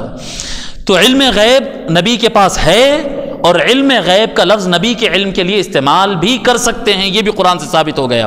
اب حضور صلی اللہ علیہ وسلم کے علم کو کلی کہا جائے یا جزئی کہا جائے، یہ بڑا مسئلہ ہے جو اب سے 100 سال 125 سال پہلے ایک مسئلہ اٹھا تھا، اور سینئر علماء میں بڑے اس کے اوپر جنگ و جدال ہوئے، بڑے اس کے اندر مناظرے ہوئے. حضور صلی اللہ علیہ وسلم کا علم کلی ہے، یا کلی مینس ٹوٹل، کل بولتے ہیں نا سارا. نبی صلی اللہ علیہ وسلم کا علم ٹوٹل ہے یا جزئی؟ نبی صلی اللہ علیہ وسلم کا علم پارٹ آف علم ہے. ٹھیک ہے، اس سے بڑے جھگڑے، بڑے مناظرے استعمال ہوئے. پہلا ضابطہ میں آپ کو اس کے اندر بتا دوں کہ کلی اور جزئی کے جھگڑے میں جانے سے پہلے بہت سارے لوگ یعنی جو غلط راستے پہ چلے جاتے ہیں نا، جو نبی صلی اللہ علیہ وسلم کے علم کو کم دیکھتے ہیں، نہیں جزئی تھا، پارٹ آف علم تھا، کم تھا، یہ معلوم تھا، وہ نہیں معلوم تھا. یہ جھگڑوں میں جانے والوں کی مسٹیک کہاں پر ہے؟ بنیادی غلطی ان کی بنیادی غلطی یہ ہے کہ ہمیشہ یہ لوگ اللہ کے رسول صلی اللہ علیہ وآلہ وسلم کو اللہ سے کمپیئر کرتے ہیں. یہ مسٹیک ہے، یہ بہت بڑی غلطی ہے. بھئی حضور صلی اللہ علیہ وسلم عالم تھے بولے تو کیا اللہ سے برابر تھا کیا ان کا علم؟ نہیں، علم غیب اللہ کا ہے، اور حضور کا بھی علم غیب بول دی تو شرک ہو جاتی ہے، برابری ہو جاتی ہے. تو جگہ جگہ ان کی مسٹیک اور ان کی غلطی آپ دیکھیں نا. بھائی قیامت کے دن کوئی بچانے والا نہیں ہے. بھائی شفاعت سے بھی بھاگتے ہو، وسیلے سے بھی بھاگتے ہو. یہ بھاگنے کی وجہ کیا ہے؟ مین فالٹ، ڈیفیکٹ جو یہاں پر آ گیا نا، جو شیطان نے غلطی ان کے دماغ میں ڈال دی ہے، وہ جب کمپیئر کرنے بیٹھتے ہیں تو رسول اللہ کو اللہ کے ساتھ کمپیئر کرتے ہیں. اللہ کے ساتھ کمپیئر کرنا ہی غلط ہے. حضور صلی اللہ علیہ وآلہ وسلم خالق ہے یا مخلوق ہے؟ طے کر لو پہلے. حضور صلی اللہ علیہ وسلم خالق ہے یا حضور صلی اللہ علیہ وسلم مخلوق ہے؟ مخلوق ہے نا، اس میں کسی کو کلام نہیں ہے. بھئی اہل سنت کو کلام نہیں ہے، اہل حدیث کو کلام نہیں ہے اس کے اندر. قادیانیوں کو اس کو کلام نہیں ہے، کسی کو بھی اس میں کلام نہیں ہے. جب کسی کو اس میں اختلاف نہیں کہ رسول اللہ صلی اللہ علیہ وآلہ وسلم مخلوق ہے، تو ان کا تقابل کبھی بھی مخلوق کے ساتھ ہی ہونا ہے، خالق کے ساتھ نہیں ہوتا ہے. خالق کے ساتھ تقابل نہیں ہوتا ہے. جیسے کہنے بھئی یہ کام بڑا مشکل ہے، یہ 100 کلو اٹھانا بڑا مشکل ہے. آپ عام آدمی کا کمپیئر کریں گے ایک پہلوان کے ساتھ، یہ صحیح ہے کمپیریزن. عام آدمی کے لیے 100 کلو اٹھانا مشکل ہے، پہلوان کے لیے 100 کلو اٹھانا آسان ہے. یہ کمپیریزن صحیح ہے. آدمی کے لیے 100 کلو اٹھانا مشکل ہے، لیکن اللہ کے لیے مشکل ہے کیا؟ یہ کیسا سوال ہے؟ یہ اللہ کے لیے بھی کوئی چیز مشکل اور آسان بھی رہتی کیا؟ 10 کلو اٹھانا، 100 کلو اٹھانا، پورے ورلڈ کو اٹھانا، کائنات کو اٹھانا، سب برابر ہے. ایسا نہیں ہے کہ اللہ کو کیا کہتے ہیں چوڑی کو اٹھانے کم طاقت لگتی ہے، اور یہ جو گلوب ہے ہماری زمین، اس کو اٹھانے کے لیے اللہ کو تھوڑی بڑی طاقت لگی ہے، وہ طاقت لگا کے اٹھایا. ایسا ہے کیا؟ تھوڑی طاقت زیادہ طاقت نہیں ہوتی ہے. کائنات کا بیکٹیریا کا نہ دکھنے والا ذرے کو اٹھانا اور پوری کائنات کو اٹھانا اللہ کے لیے برابر ہے. اللہ کے پاس طاقت زیادہ لگنا، کم لگنا، تھوڑی لگنا، زیادہ لگنا، مشکل ہونا، آسان ہونا، یہ تصورات ہی غلط ہے. یہ کمپیریزن ناپ تول کم زیادہ سے اللہ تعالی اعلیٰ ہے. سو رسولوں کا یا ولیوں کا یا عام آدمیوں کا یا فلاسفرز کا یا کسی اور کا علم اللہ کے ساتھ کمپیئر کرنا یہ مین فالٹ ہے. کمپیئر کر، یہ دماغ سے نکال دو کہ اللہ کے علم سے کمپیئر کریں گے. اب پلٹ کر حضور صلی اللہ علیہ وآلہ وسلم کے علم کو دنیا میں جس سے کمپیئر کرنا ہے کر کے دیکھ لو، صرف پازیٹیو نکلے گا، پازیٹیو نکلے گا، پازیٹیو نکلے گا. جواب یہی آئے گا کہ بڑا فلاسفر سے رسول اللہ کا علم زیادہ ہے. شیطانوں کو بڑا علم ہے، شیطانوں کے علم سے حضور کو زیادہ ہے. فرشتوں کو بڑا علم ہے، فرشتوں سے زیادہ نبیوں کو علم ہے. نبیوں کا علم کبھی انسان کمپیئر نہیں کرے. آقا علیہ الصلوۃ والسلام تو سید الانبیاء ہے، باقی کسی نبی کے علم کو بھی آدمی چھوٹا نہیں سمجھے گا. جب رسول کیونکہ مخلوق ہے، ان کے علم کا تقابل، کمپیریزن مخلوق کے ساتھ کیا جائے. اگر کوئی خالق سے کرتا ہے تو مطلب اس کے ایمان میں اور اس کی سوچ میں اور اس کے آئیڈیالوجی میں ڈیفیکٹ ہے، خرابی ہے، اس کے علم میں خرابی ہے. یہ کمپیریزن ہی غلط ہے. اب سوال یہ ہوتا کہ جب ہم کمپیئر کرتے ہیں انسانوں میں مخلوقات میں اللہ کے علم سے کوئی تقابل نہیں، اللہ کے علم سے حضور صلی اللہ علیہ وسلم کے علم کا کوئی تقابل ہی نہیں ہے۔ مخلوق کے علم کی بات کریں گے، جب مخلوق کا علم کی بات کریں گے تو کیا انسان کے لیے، دیکھو ٹوٹل علم تو صرف اللہ کے پاس تھا، العلیم، وہ تو العلیم تو اس کی ذات ہے نا، تو ٹوٹل علم تو اس کے پاس ہے، تو کیا غیر اللہ، اللہ کے علاوہ کسی انسان کے علم یا کسی رسول، انسانوں میں بھی جو اعلیٰ انسان ہے، رسولوں کے علم کے ساتھ ٹوٹل کا لفظ استعمال کر سکتے کیا؟ رسول کا علم کلی ہے، کل، ٹوٹل علم، یہ لفظ استعمال کر سکتے کیا؟ نہیں، پارٹ آف علم کہیں بہت زیادہ ہے، پر پارٹ ہے، جی پارٹ ہے، ایسا کہنا پڑے گا، جی کیسا کرنا پڑے گا؟ آؤ قرآن کی طرف چلتے ہیں، سورہ بقرہ آیت نمبر 31، آیت نمبر 31، اللہ تبارک و تعالی فرما رہا ہے وَعَلَّمَ آدَمَ الْأَسْمَاءَ، اللہ تبارک و تعالی فرما رہا ہے کہ اللہ نے آدم کو ورڈز کا علم دیا، الفاظ کا، یہ مائک ہے، یہ پیپر ہے، یہ فائل ہے، یہ پین ہے، یہ چھت ہے، جی جتنے الفاظ اللہ تعالیٰ نے پیدا کیا، کائنات شروع ہونے سے لے کر کائنات ختم ہونے تک جتنے ورڈز بنیں گے اور جتنے بھی زبانوں میں بنیں گے، means every word in Arabic, every word in English, every word in Telugu, every word in Kannada، ہر زبان میں ہر لفظ ابتدائے خلق سے انتہا تک جتنے ورڈز، خالق تو اللہ ہے نا، ورڈز بھی تو مخلوق ہے نا، کلمات، الفاظ اور کلمات مخلوق ہے، جتنے کلمات اللہ تبارک و تعالی پیدا کیا، پیدا کرنے والا ہے، ہول سارے کلمات کا علم اللہ تبارک و تعالی آدم علیہ السلام کے سینے میں رکھ دیا، وَعَلَّمَ آدَمَ الْأَسْمَاءَ، اور اس کو ٹائٹل دیا كُلَّهَا، یہ لفظ قرآن ہے، وَعَلَّمَ آدَمَ الْأَسْمَاءَ كُلَّهَا، ٹوٹل علم عطا کر دیا، فرمایا الفاظ کا اوور آل نہیں، فرمایا الفاظ کا ٹوٹل علم اللہ تعالیٰ نے علم کلی، آدم علیہ السلام کا علم، علم الاسماء، علم کلی جزئی جھگڑا ہوتا نا، جزئی کلی نہیں بابا، اللہ کہہ رہا ہے آدم علیہ السلام کا علم الاسماء کلی ہے، ٹوٹل ہے، پارٹ آف علم نہیں ہے۔ جب آدم علیہ السلام کا علم پارٹ آف علم نہیں، ٹوٹل علم ہے، تو سید الانبیاء کا علم پارٹ آف علم تھا؟ جی سوال ہی نہیں پیدا ہوتا، جبکہ یعنی امت کے علماء کا اتفاق ہے اس بات پر کہ سارے نبیوں کو جتنے خوبیاں اللہ تبارک و تعالی عطا کیا وہ سب ملا کر محمد الرسول اللہ میں رکھا ہے صلی اللہ علیہ وآلہ وسلم، تو پھر کیسے پارٹ آف علم کہا جا سکتا ہے؟ اب آئیے دیکھتے ہیں حضور صلی اللہ علیہ وآلہ وسلم، اللہ تعالیٰ نے تو ایک لفظ کہا وَعَلَّمَكَ مَا لَمْ تَكُنْ تَعْلَمْ، جو کچھ آپ نہیں جانتے تھے ہم نے بتا دیا، اس سے خود سمجھ میں آتا ہے کہ حضور صلی اللہ علیہ وسلم کا علم ٹوٹل ہے، ٹھیک ہے؟ اب حضور صلی اللہ علیہ وسلم اپنے علم سے متعلق کیا فرماتے ہیں خود سنتے ہیں۔ حضرت معاذ بن جبل رضی اللہ تعالیٰ روایت فرماتے ہیں، سنن ترمذی کی حدیث ہے کہ ایک مرتبہ حضور صلی اللہ علیہ وآلہ وسلم فجر کی نماز آنے میں لیٹ ہو گئے، ہم سب مسجد میں آ کے جمع ہو گئے، اذان ہو گئی، سنتیں پڑھ لی، اب دیکھ رہے ہیں حضور آتے، دیکھ رہے ہیں حضور آتے، حضور صلی اللہ علیہ وسلم آنے میں تھوڑا لیٹ ہو گئے، اتنا لیٹ ہوئے حضور کہ اب ایسا لگ رہا تھا کہ اب سورج نکلتا، جب سورج نکلتا یعنی آلموسٹ فجر کا ٹائم ختم ہو رہا ہے، بالکل ختم پہ ہے، وہ کہتے ہیں حضرت معاذ بن جبل رضی اللہ تعالیٰ حضور صلی اللہ علیہ وآلہ وسلم تیز تیز تشریف لائے، فخرج سریعا فثوب بالصلاۃ، حضور صلی اللہ علیہ وسلم تیز تیز تشریف لائے اور فرمایا چلو اٹھو اٹھو نماز پڑھتے ہیں، ٹائم ختم ہو رہا نا، ابھی ویٹ نہیں کرتے، چلو چلو تیز تیز نماز پڑھتے۔ حضور صلی اللہ علیہ وسلم نماز پڑھے، وتجوز، آقا صلی اللہ علیہ وآلہ وسلم نماز پڑھے اور ان شارٹ پڑھے، عام طور پہ فجر کی نماز لمبی ہوتی نا، حضور کی سنت ہے لمبی پڑھنا، لیکن اس دن ٹائم نہیں تھا، حضور صلی اللہ علیہ وسلم دیر سے تشریف لائے، تیز تیز کھڑا کیے اور مختصرا نماز پڑھا دیے۔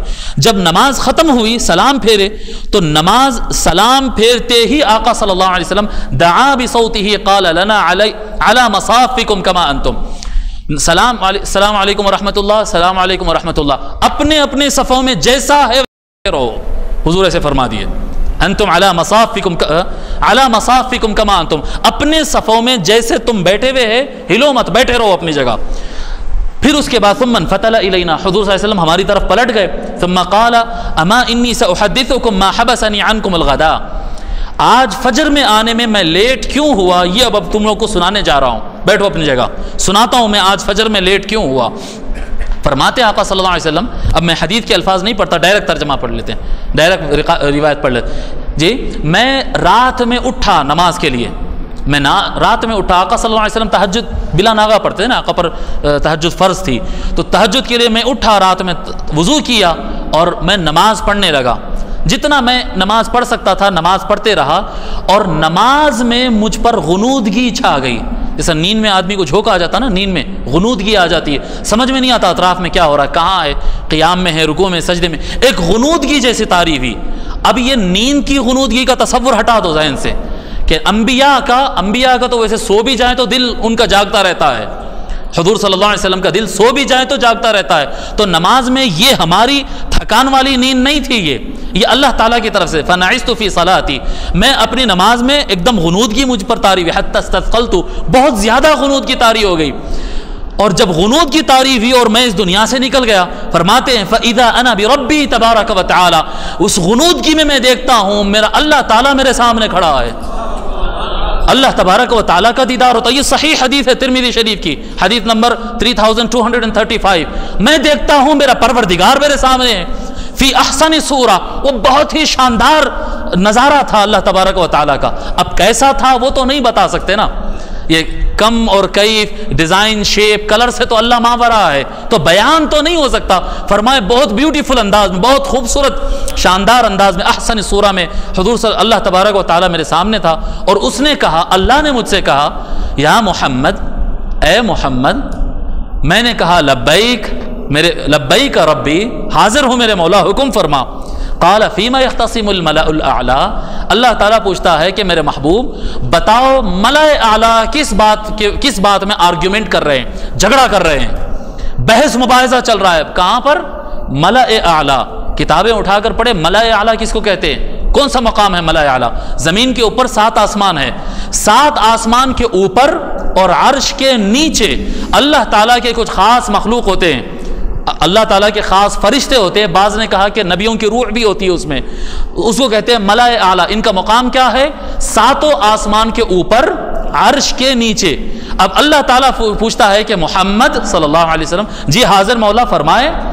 اللہ تعالیٰ کہتا ہے تو اے محبوب تو جانتا ہے کہ 7 آسمان کے اوپر ملأ اعلیٰ کس مسئلے پر جھگڑا کر رہے ہیں، ان کے پاس بحث بحثی چل رہی ہے، آرگیومنٹ چل رہا ہے، کس مسئلے میں جھگڑا کر رہے ہیں؟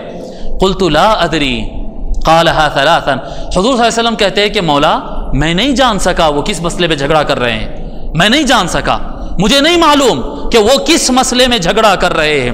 قالها ثلاثا، 3 مرتبہ اللہ تعالیٰ پوچھتا ہے میرے محبوب بتا ملأ اعلیٰ کس بات پہ جھگڑا کر رہے ہیں؟ حضور کہتے ہیں مولا مجھے نہیں معلوم، بتا مجھے نہیں معلوم۔ جب 3 مرتبہ ہوتا ہے فرماتے فرأیتہ وضع کفہ بین کتفی، جی فرماتے اللہ تبارک و تعالیٰ نے میرے پیٹھ پر، یہ جو 2 شولڈرز ہوتے ہیں نا، کتف کہتے ہیں، کتفین، میرے دونوں شولڈرز کے بیچ میں، یعنی پیٹھ کی سنٹر میں اللہ تبارک و تعالیٰ نے اپنا ہاتھ رکھا۔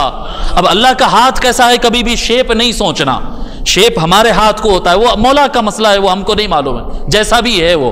فرماتے آقا صلی اللہ علیہ وسلم اللہ تبارک و تعالیٰ نے اپنا دست قدرت، اپنا ہاتھ میرے پیٹھ پر، دونوں شولڈرز کے بیچ میں پیٹھ پر رکھا، اس کی ٹھنڈک میں نے اپنے سینے میں محسوس کیا، ایسے پیٹھ پہ رکھا تو میں ٹھنڈک اپنے سینے میں حتی وجدت برد اناملہ بین ثدیئی، اپنے سینے کے سنٹر میں اللہ تعالیٰ کے ہاتھ کی ٹھنڈک محسوس کیا۔ پھر اس کے آگے کیا فرماتے حضور صلی اللہ علیہ وسلم؟ سوال کیا تھا نا جانتے کیا؟ کہا مولا نہیں جانتے ہو۔ اللہ تبارک و تعالیٰ نے ایک ٹھنڈک عطا کی، اس کے بعد فرماتے آقا صلی اللہ علیہ وسلم فتجلی لی، مجھ کو نظر آنے لگا، ہر چیز میں دیکھنے لگا۔ کیا دیکھنے لگے؟ فتجلی لی کل شیء وعرفت، ہر چیز کو میں دیکھنے بھی لگ گیا اور ہر چیز کی مجھے پہچان بھی حاصل ہو گئی، کائنات کی ہر چیز دکھ بھی گئی ہے اب کھلم کھلا، یعنی کائنات کی کوئی چیز بچی نہیں مجھ سے، ہر چیز نظر بھی آ گئی۔ اور کئی مرتبہ ایسا ہوتا نا دور سے ایک مشین دیکھ لیتے ہیں، پر مشین تو ہے پر کام کا کیا ہے وہ نہیں معلوم، جی یہ آدمی ہے، یہ آدمی ہے پر یہ آدمی کس کام کا ہے نہیں معلوم۔ فرماتے ایسا نہیں، میں ہر چیز کو دیکھ لیا اور ہر چیز کو خوب طریقے سے جان گیا، اس کی نالج بھی کمپلیٹ آ گئی ہے، ہر چیز کو ہر انسان کو نہیں، ہر چیز کو، ہر وہ چیز جس کو مخلوق کہہ سکتے ہیں، انسان ہو، فرشتہ ہو، جنات ہو، پتھر ہو، درخت ہو، مشین ہو، زمین ہو، آسمان ہو، پلانٹ ہو، جنت ہو، دوزخ ہو، ہر چیز میں ایوری تھنگ الگ الگ سے دیکھ بھی لیا، ہر چیز کا علم بھی مجھے حاصل ہو گیا۔ جی اب کوئی سوال یہاں پر اٹھاتا ہے، ہو سکتا کل شیء، ہر چیز جب فرمائے تو کویسچن کس سے متعلق تھا؟ کویسچن متعلق تھا کہ ملأ اعلیٰ پہ کیا بحث چل رہی، تو اس کا مطلب یہ ہے کہ وہ جو ملأ اعلیٰ میں آرگیومنٹ اور بحث چل رہی تھی نا، اس سے متعلق ہر چیز۔ آپ یہ کیسا بول سکتے کہ باقی چیزوں کا بھی علم آ گیا؟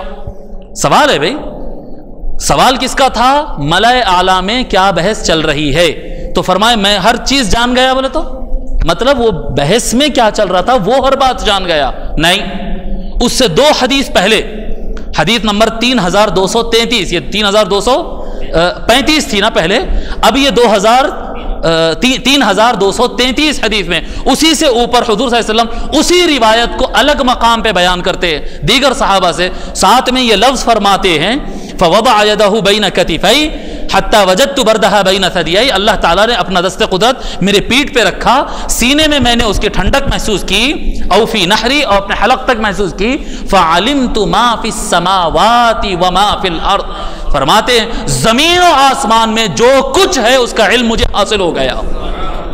ایکسپلین ہو گیا اب یہ کہ مطلب وہ صرف ملأ اعلیٰ کی نالج مل گئی نہیں، اللہ تعالیٰ نے جب علم عطا کیا تو عرش سے لے کر فرش کے آخر کونے تک ہول یونیورس کا، ساری کائنات کا علم اللہ تبارک و تعالیٰ نے اس وقت حضور صلی اللہ علیہ وسلم کو عطا کر دیا، اور حضور صلی اللہ علیہ وآلہ وسلم خود اپنے علم کے لیے لفظ کل استعمال کیے، جی فعلمت کل شیء۔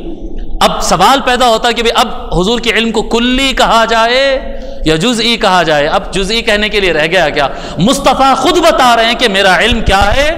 کلی ہے، میرا علم ملأ الاعلیٰ، اے میرے پیارے، اے محمد صلی اللہ علیہ وسلم، اب جانتا ہے کہ اوپر عرش کے پاس، یہ 7 آسمان کے اوپر عرش کے پاس کیا آرگیومنٹ چل رہا ہے تجھے پتا ہے؟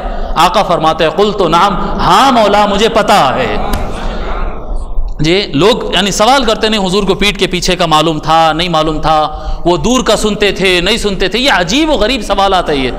ارے حضور خود کہہ رہے ہیں کہ 7 آسمان کے اوپر بھی اگر کوئی بات چل رہی ہے اس کی آلریڈی نالج میرے پاس ہے۔ اب دیوار کے پیچھے، دیوار کے سامنے یہ کیا ہے؟ یہ ٹائم پاس اور فرقہ بندی کے بلا وجہ کے فضول جھگڑے ہیں، یہ فضول جھگڑے ہیں۔ آقا صلی اللہ علیہ وآلہ وسلم کے علم کو ہمیشہ عظمت والے انداز میں بیان کرنا یہ اللہ کا طریقہ ہے، عظمت والے، اور کمپیئر کر کے اگر دیکھ لو تو آقا صلی اللہ علیہ وآلہ وسلم کے پاس کل علم ہے، باقی کائنات کے پاس اس علم کے پارٹس اور خیرات حاصل ہوئے ہیں، ساری کائنات کو علم کے خیرات حاصل ہوئے ہیں، آقا صلی اللہ علیہ وآلہ وسلم کے پاس علم۔ اب یہ جو قرآن کریم میں ایک جگہ لفظ آیا لا وما ادری، میں نہیں جانتا، حضور صلی اللہ علیہ وسلم کہہ رہے ہیں، یہ بھی دلیل بناتے دیکھو حضور نہیں جانتے، آپ کہہ رہے ہیں کہ حضور سب جانتے ہیں، جبکہ قرآن میں آیا قل ما کنت بدعا من الرسل، اے محبوب کہہ دو کہ میں نیا تو نہیں ہوں رسولوں میں، یعنی ایسا نہیں کہ پہلی مرتبہ زمین پہ کوئی رسول آیا ہے، میرے سے پہلے نوح آئے، ابراہیم آئے، موسیٰ آئے، عیسیٰ آئے، بہت سارے نبی رسول آئے ہیں، میں کوئی نیا تو نہیں ہوں، میں پہلا رسول تو نہیں ہوں، جی آپ کہہ دو ایسا، اور یہ بھی کہہ دو وما ادری ما یفعل بی ولا بکم، اور میں نہیں جانتا کہ آئندہ میرے ساتھ کیا ہوگا، اللہ میرے ساتھ کیا معاملہ کرے گا اور اللہ تمہارے ساتھ کیا معاملہ کرے گا، یہ میں نہیں جانتا۔ اے محبوب یہ کہہ دو، جی یہ کہہ دو، کیا کہہ دو؟ میرے ساتھ، یعنی اللہ حضور کہہ رہے ہیں کہ میرا آگے کیا ہونے والا ہے مجھے نہیں معلوم، اور میری امت کا کیا ہونے والا ہے آگے مجھے، تمہارے ساتھ کیا ہوگا نہیں معلوم۔ اب دیکھو اللہ تعالیٰ خود کہہ رہا ہے نا کہ کہہ دو نہیں معلوم بول کے، جب اللہ کہہ رہا ہے نبی کو نہیں معلوم کہہ دو اور حضور خود کہہ رہے ہیں کہ نہیں معلوم ہے، تو تم کیسا بولتے کہ حضور کو سب معلوم ہے؟ اچھا ٹھیک ہے، تو حضور نے کیا کہا جب اللہ نے کہہ دیا کہ کہہ دو نہیں معلوم، تو حضور نے کیا کہا؟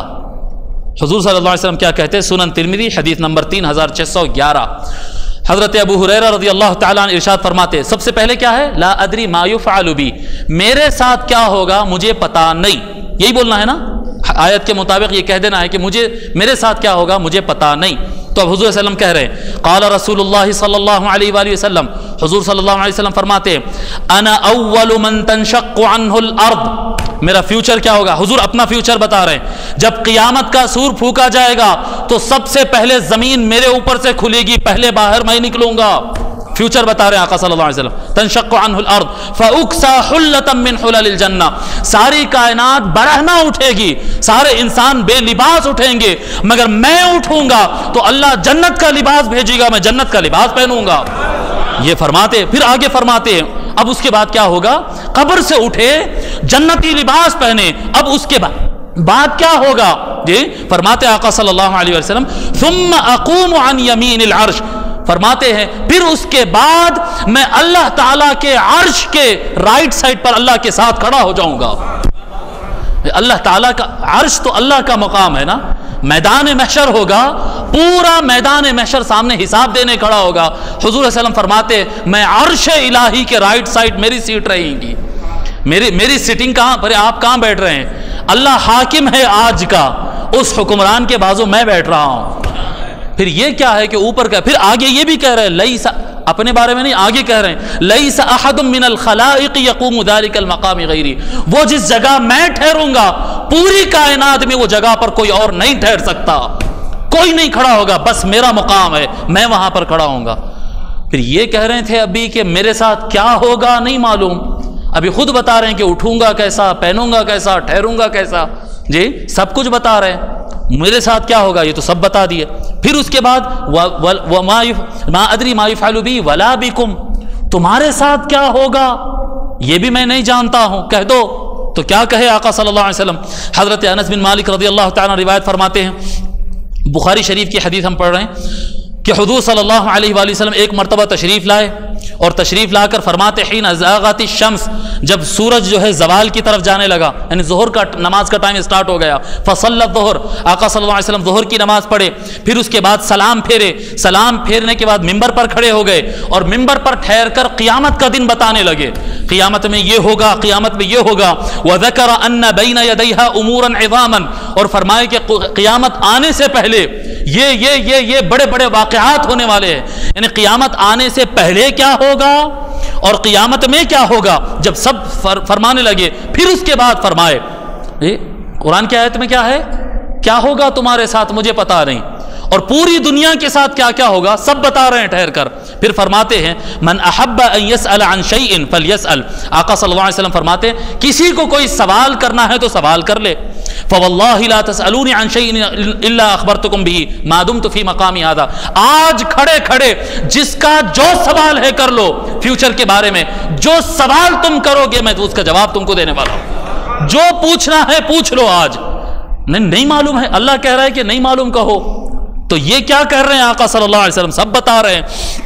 فرماتے فاکثر الناس البکا، حضور صلی اللہ علیہ وسلم تھوڑا ناراضگی سے، بعض لوگ حضور کے علم میں شک کیے، اس زمانے میں بھی ہوتا تھا ایسا، بعض حضور کے علم میں شک کیے تو حضور غصے سے فرما رہے تھے ہاں میرے علم میں شک کرتے، لو میں بتا رہا ہوں، لو میں بتا رہا ہوں۔ لوگ حضور کی ناراضگی کو دیکھ کر لوگ رونا شروع کر دیے، جب لوگ رونا شروع کر دیے حضور صلی اللہ علیہ وسلم بار بار کہنے لگے، فرمانے لگے سلونی سلونی، پوچھو پوچھو کیا پوچھنا ہے۔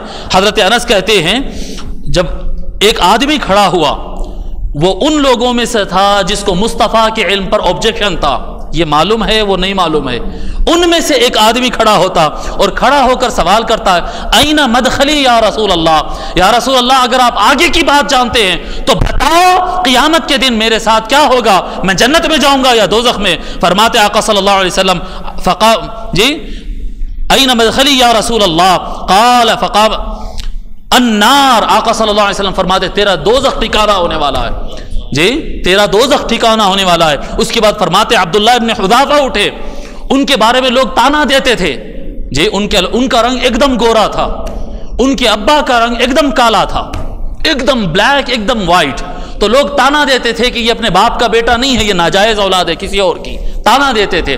تو وہ صحابی دیکھے کہ اب آقا صلی اللہ علیہ وسلم سچ سچ بولنے کے لیے کھڑے ہیں، وہ اٹھ کر حضرت عبداللہ ابن حذافہ رضی اللہ تعالیٰ عنہ پوچھتے یا رسول اللہ بتائیے میرا باپ کون ہے، میں حذافہ کا بیٹا ہوں یا کسی اور کا ہوں؟ آقا صلی اللہ علیہ وسلم فرماتے تو حذافہ کا ہی بیٹا ہے، جی کون کس کا بیٹا ہے یہ کیسے معلوم ہو سکتا ہے جی؟ مگر آقا صلی اللہ علیہ وآلہ وسلم وہ فرما دیے. پھر اس کے بعد کہنے لگے اور کس کو پوچھنا ہے اٹھو، اور کس کو پوچھنا ہے اٹھو سوال کرو، اٹھو سوال کرو. کہتے ہیں کہ پھر حضرت عمر رضی اللہ تعالیٰ عنہ آقا کے غصے کو دیکھ نہیں پائے اور اپنے گھٹنوں پر کھڑے ہو گئے، پیروں پہ نہیں، ایسے بیٹھے بیٹھے گھٹنوں پر کھڑے ہو گئے اور کہنے لگے بڑی آواز میں رضینا باللہ ربا وبالاسلام دینا وبمحمد صلی اللہ علیہ وآلہ وسلم رسولا. ہم راضی ہیں اس بات پر کہ اللہ ہی ہمارا پروردگار ہے، اسلام ہی ہمارا دین ہے، اور حضور صلی اللہ علیہ وآلہ وسلم اور محمد اللہ کے رسول ہے. جی اب آپ دیکھیں حضور چیلنج دے رہے ہیں علم کا، عمر کہہ رہے ہیں کہ ہم مان گئے آپ رسول ہے، ہم مان گئے آپ رسول ہے. صحابہ کے نقطہ نظر، صحابہ کا نظریہ اور صحابہ کے ایمان کے مطابق رسول اسے ہی مانا جاتا جس کے علم کو کمپلیٹ مانا جاتا ہے. کلیئر ہو گئی یا نہیں ہو گئی بات؟ یہ کہنا تھا ہم اللہ کو رب مانتے ہیں اور اسلام کو دین مانتے ہیں، اور اے محمد آپ کو ہم بڑا عالم مانتے ہیں. عالم نہیں کہا، جاننے والا نہیں کہا ہم آپ کو رسول مانتے ہیں. نظریہ یہ ہے صحابہ کا کہ جس کو رسول مان لیا جائے یہ ایمان بن جاتا ہے کہ اس کو سب کچھ پتا ہے، کون کس کے باپ کا بیٹا ہے، قیامت کے دن کیا ہوگا، پہلے کیا ہوا، سب کچھ جو جانتا ہے وہ رسول ہے. یہ صحابہ کا ایمان اور عقیدہ ہے، یہ صحابہ کا ایمان اور عقیدہ. فسکت رسول اللہ صلی اللہ علیہ وآلہ وسلم. بہرحال آگے طویل حدیث ہے. اب سوال یہ پیدا ہوتا جب حضور اپنا پوزیشن بھی بتا دیے کہ فیوچر میں میرے ساتھ کیا ہونے والا ہے، امت کا بھی سارا پوزیشن بتا دیے کہ کون جنت میں جانا ہے کون دوزخ میں جانا ہے. جب سب بتا دیے ہے تو پھر اللہ تعالیٰ کا یہ کہنا کہ محبوب یہ کہہ دو کہ میں نہیں جانتا، تو اس کا بھی مطلب سمجھ میں آیا نا. تو مطلب کیا قرآن میں غلط ہے؟ معاذ اللہ، کیا اللہ تعالیٰ حضور صلی اللہ علیہ وسلم سے غلط بولنے لگا رہا ہے؟ معلوم تم کو ہے، اندر رکھو بات، مگر نہیں معلوم بول دو، ایسا ہے کیا؟ ایسا بھی تو نہیں ہو سکتا ہے. تو اس کا مطلب قرآن میں جو ہے سچ اور حضور جو بتا رہے ہیں وہ بھی سچ، تو دونوں میں تطبیق کیسا ہو سکتی ہے؟ اہل علم سے اگر اس کے رجوع کیا جائے، اہل علم کہتے ہیں کہ اس آیت میں اللہ تبارک و تعالی نے علم کہتے ہیں نا، علم نہیں ہے بولنے کے لیے، لا اعلم، میرے پاس علم نہیں ہے.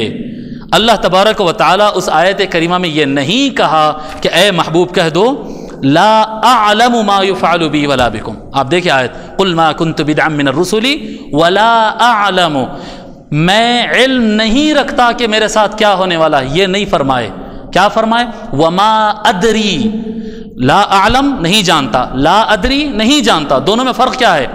دونوں ورڈز میں فرق یہ ہے کہ علم ہوتا ہے اور درایا کس کہتے ہیں اپنی طاقت سے نہیں جانتا، اپنی طاقت سے. آپ علم الحدیث اگر پڑھیں نا، اصول الحدیث وغیرہ پڑھیں گے تو علم دو قسم کا ہوتا ہے، ایک علم الروایہ، ایک علم الدرایا. علم الدرایا، علم الروایہ کہتے ہیں حدیث سننا آگے بڑھانا، چین آف حدیث کے حساب سے، صحت کے حساب سے لینا آگے بڑھانا. درایا کہتے ہیں دماغ لڑانا، سوچنا، سمجھنا، گرامر پڑھنا، اقوال پڑھنا، حدیث کے میننگ کو اپنا دماغ لڑا کر حدیث کے میننگ کو سمجھنا. درایا کہتے ہیں درایا کا معنی ہوتا ہے انسان اپنے طاقتوں سے کوئی علم حاصل کرے، اس کو درایا کہتے ہیں. حضور صلی اللہ علیہ وآلہ وسلم کو اللہ تعالیٰ نے کہا کہ محبوب آپ کہہ دو کہ یہ جو علم میں بیان کر رہا ہوں یہ میں اپنی طاقتوں سے حاصل نہیں کیا. جیسا ہم پہلے بتا دیے کہ یہ علم حاصل کرنے میں نہ مصطفیٰ کی آنکھ کا دخل ہے نہ مصطفیٰ کے کان کا دخل ہے، وہ بھی بڑے عظیم ہے، لیکن یہ علم الہی، یہ وحی، یہ علم غیب جو آیا ہے یہ مصطفیٰ کی اپنی محنت نہیں ہے. لا ادری فرمایا، ما ادری، لا ادری، میں اپنی طاقت سے نہیں جانتا ہوں، یہ تو اللہ نے ڈائریکٹ میرے دل میں ڈال دیا ہے. علم نہیں ہے نہیں کہا، فرمایا میں خود سے نہیں جانتا، اللہ نے مجھے سب بتایا ہے، میں خود سے نہیں جانتا. یہ آیت کا معنی. تو ایک یہ ہو گیا علم رسالت. آخری ایک بات عرض کر دیتا ہوں، علم رسالت ماننے کے لیے دو بنیادی باتیں ہیں. رسول ماننے کے لیے، رسول پر ایمان، تعلق بالرسول آج ہمارا جو موضوع ہے، حضور صلی اللہ علیہ وسلم سے ایمان کیسا رکھنا ہے. تو پہلی بات یہ ہے کہ مصطفیٰ صلی اللہ، اور بھی بہت سارے باتیں ہیں لیکن بنیادی دو. پہلی بات یہ کہ رسول اللہ کو علم والا مانو. علم کم ہے، علم تھوڑا ہے، علم نہیں، یہ جتنا علم کم ہے سوچ رہا ہے اتنا ایمان کم ہے ہمارا. مصطفیٰ کا علم کم نہیں ہے، ہمارا ایمان کم ہے اگر ہم ایسا سوچتے ہیں. آقا صلی اللہ علیہ وآلہ وسلم کے آنکھ باندھ کر مکمل یہ مان لو کہ سارا علم اللہ تعالیٰ نے ان کو عطا کیا ہے، یہ ماننا ایمان ہے۔ دوسرا، مصطفیٰ کا حضور صلی اللہ علیہ وآلہ وسلم کو با اختیار ماننا، مجبور نہیں ماننا۔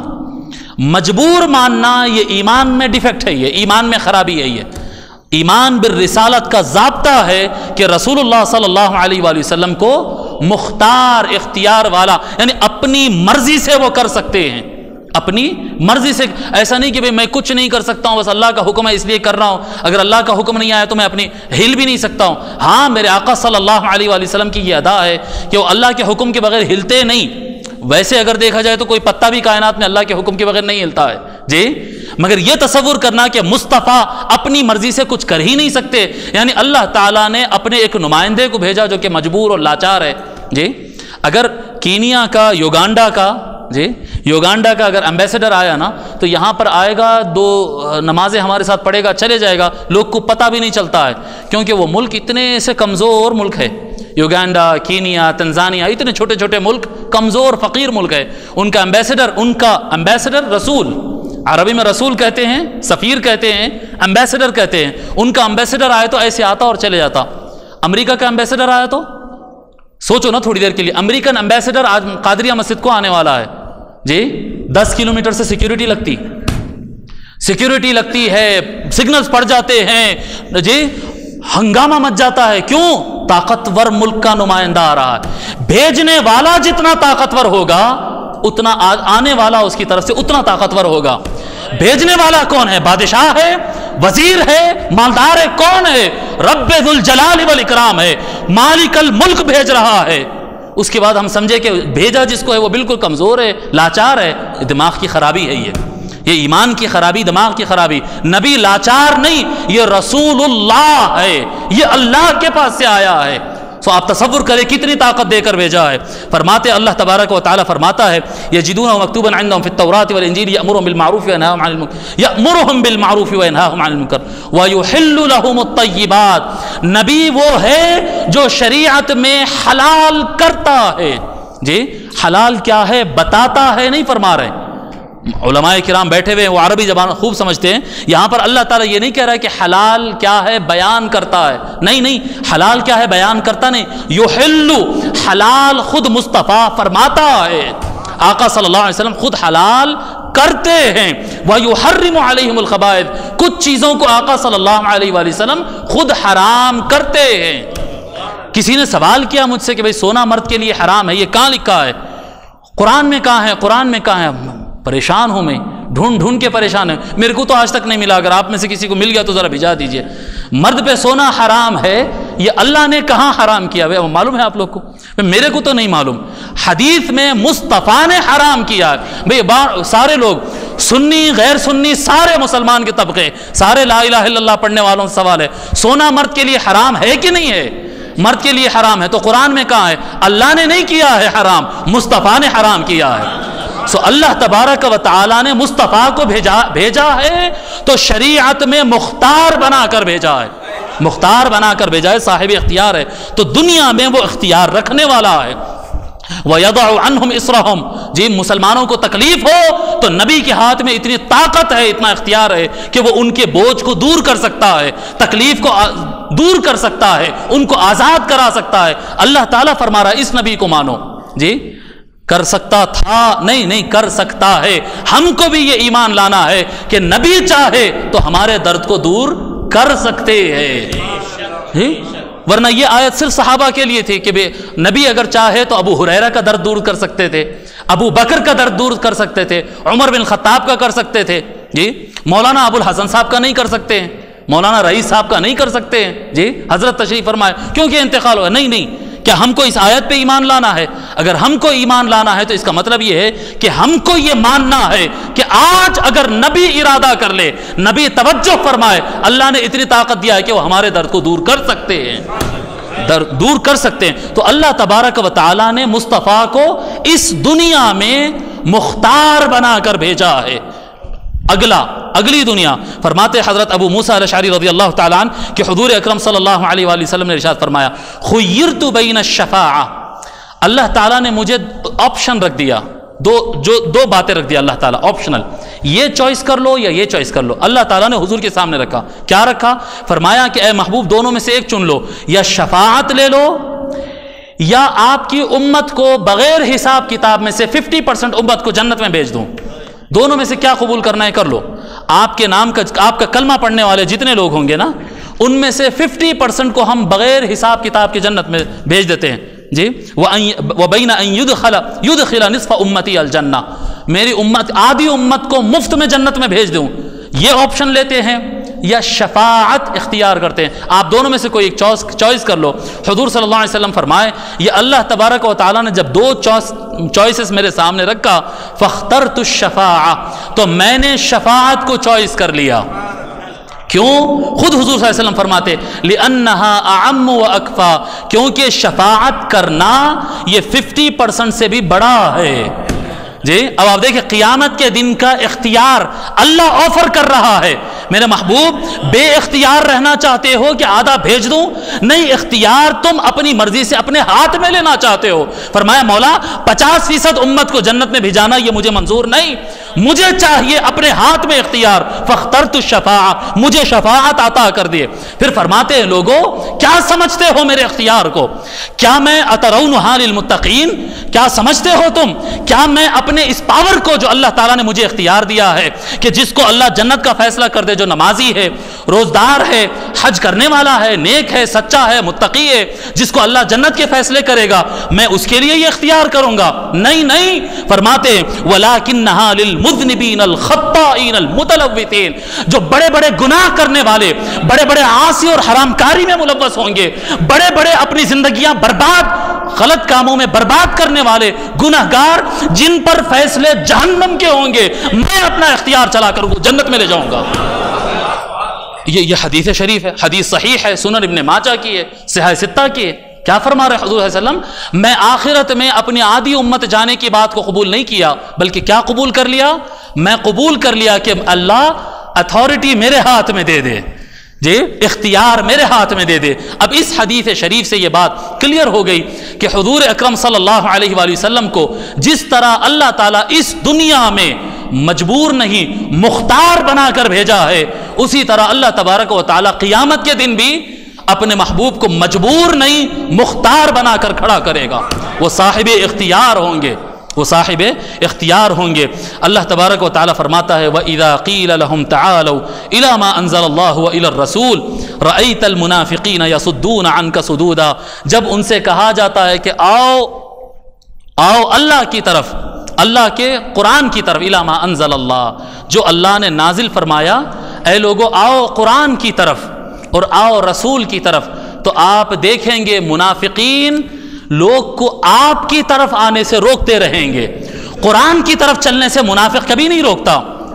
منافق کبھی آپ بلائیں قرآن کی طرف, ہاں چلو قرآن کی طرف, چلو قرآن کی طرف. دنیا کا مسلمانوں کا کوئی فرقہ قرآن کی طرف چلنے سے نہیں روکتا ہے. آپ کہو قرآن میں غلطی نہیں ہے, کہیں ہاں غلطی نہیں ہے. قرآن میں سارا علم ہے, ہاں سارا علم ہے. قرآن نجات ہے, ہاں نجات ہے. قرآن نور ہے, ہاں نور ہے. قرآن شفاعت کرے گا, ہاں شفاعت کرے گا, کسی کو آبجیکشن نہیں. جب کہیں گے مصطفیٰ میں کوئی غلطی نہیں, تو کچھ مانیں گے کچھ نہیں مانیں گے. مصطفیٰ سب جانتے ہیں, کچھ مانتے ہیں, کچھ بولتے نہیں تھوڑا تھوڑا نہیں جانتے ہیں. ارے مصطفیٰ بچانے والے ہیں, کچھ لوگ مانتے ہیں کچھ نہیں مانتے ہیں. ارے مصطفیٰ نور ہے, قرآن نور ہے کہو سب مانتے ہیں. مصطفیٰ نور ہے کہے آبجیکشن ہو جاتا بعض طبقے کو. اللہ تعالیٰ کلیئر کر دیا, جو ایمان والا ہے وہ قرآن کو ویسا ہی مانے گا, رسول کو ویسا ہی مانے گا. اور جو منافق, جس کے دل میں منافقت ہوگی, وہ قرآن کو پورا پورا مانے گا, رسول کو مانے پیچھے ہٹے گا. یہ مسئلہ ایمان ہے. ایمان بالرسول میں اور باتیں بہت ساری ہے, لیکن بنیادی دو بات علم مصطفیٰ اور اختیار مصطفیٰ, اس میں کبھی مسلمان کو شک ہونا ہی نہیں ہے. علم مکمل ہے, اختیار کمپلیٹ ہے جی. علم مکمل ہے, اختیار دنیا اور آخرت دونوں کا ہے. یہ ایمان بالرسالت ہے. اس طرح کا تعلق ہم کو حضور اکرم صلی اللہ علیہ وآلہ وسلم سے متعلق ایمان کا رکھنا ہے. اللہ تبارک و تعالیٰ سے دعا ہے کہ مولا ہمارے حال پہ کرم فرما, مولا ہمارے ایمان کو قوت عطا فرما، حضور اکرم صلی اللہ علیہ وآلہ وسلم کے ذات مبارکہ کا حقیقی متبع ہم کو بنا دے، ان کے فیوض سے انوار سے مالا مال فرما دے، صراط مستقیم چلنے کی توفیق عطا فرما، قرآن اور حدیث کو صحیح ڈھنگ سے سمجھنے کی توفیق عطا فرما اور اس پر عمل کرنے اور آگے تک پہنچانے کی توفیق عطا فرما۔ وما علینا الا البلاغ۔ السلام علیکم ورحمۃ اللہ۔